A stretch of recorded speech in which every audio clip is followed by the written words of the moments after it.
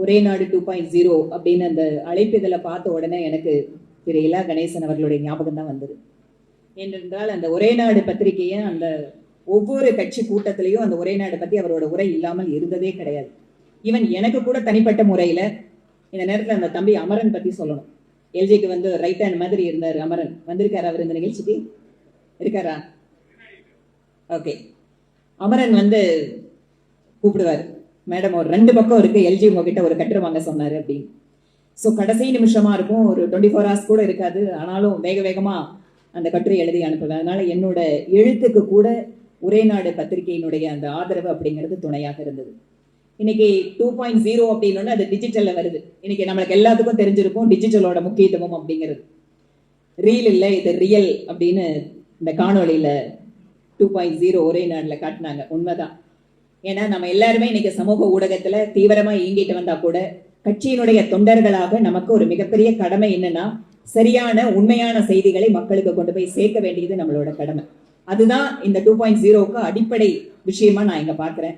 அதனால இன்னைக்கே எல்லாரும் தயவு செய்து உங்க கையில போன்ல நோண்டிட்டு இருந்தீங்கன்னா நேரா ட்விட்டர் போங்க, இல்ல இன்ஸ்டாகிராம் போங்க, ஒரே நாடு அக்கௌண்ட்டை உடனடியா ஃபாலோ பண்ணுங்க. ஒரே நாடுல வரக்கூடிய நம்ம செய்திகளை ரீட்வீட் பண்றதுலயும் கோட்வீட் பண்றதுலயும் நாம கொஞ்சம் கவனம் கொடுக்கணும். ஏன்னா நெரேட்டிவை உடைக்கணும் அப்படின்னு சொன்னா கட்சியில லட்சக்கணக்கான தொண்டர்கள் நாம இருக்கோம். இந்த அல்கோரிதம் அப்படின்னு நம்ம சொல்றோம், எது யாரு அதை பத்தி பேசுறாங்களோ அதைத்தான் இன்னைக்கு மாஸ் மீடியா எடுக்குது. டிஜிட்டல் மீடியாவில் என்ன இன்னைக்கு டிஸ்கஷன் ஆகுதோ அதுதான் மாஸ் மீடியாவுக்கு வருது. அப்படிங்கும் போது நாம அதை பத்தி கொஞ்சம் கவனத்தோட இருக்கணும்.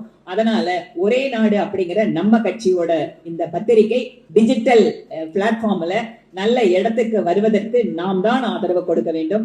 இந்த விஷயத்த ஒரு பக்கம் இருந்து மட்டும் செய்திகள் அல்ல, களத்துல எத்தனையோ பேர் நம்ம கட்சிக்காரங்க வேலை செய்யறாங்க, நல்ல நல்ல விஷயங்களை பண்றாங்க.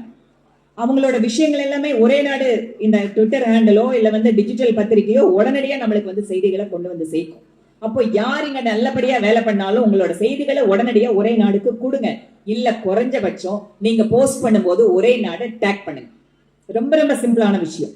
இதன் மூலமா என்ன ஆகுன்னா, இன்றைக்கு ஏதோ ஒரு மூலையில் ஒரு கட்சி தொண்டன் செய்கின்ற நல்ல காரியம், அவர்களுடைய உழைப்பு என்பது ஒரு காலத்துல மாவட்ட தலைவர் சொல்லணும், இல்ல சுற்றுப்பயணம் போன மாநில நிர்வாகிகள் கண்டுபிடிக்கணுங்கிறதெல்லாம் இன்னைக்கு கிடையவே கிடையாது.